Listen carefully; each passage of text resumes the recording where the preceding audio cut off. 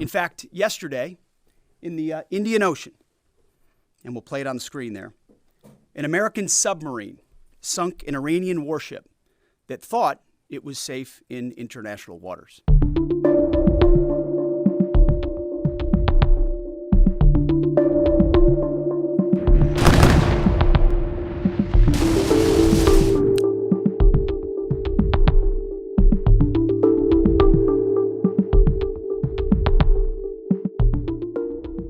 Starting last night and to be completed in a few days, in under a week, the two most powerful air forces in the world will have complete control of Iranian skies, uncontested airspace. I hope all the folks watching understand what uncontested airspace and complete control means. It means we will fly all day, all night, day and night, finding, fixing, and finishing the missiles and defense industrial base of the Iranian military, finding and fixing their leaders and their military leaders.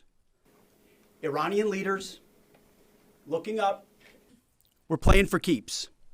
Our warfighters have maximum authorities granted personally by the president and yours truly. Our rules of engagement are bold, precise, and designed to unleash American power, not shackle it. This was never meant to be a fair fight, and it is not a fair fight. We are punching them while they're down, which is exactly how it should be. In fact, yesterday, in the Indian Ocean, and we'll play it on the screen there, an American submarine sunk an Iranian warship that thought it was safe in international waters. Instead, it was sunk by a torpedo.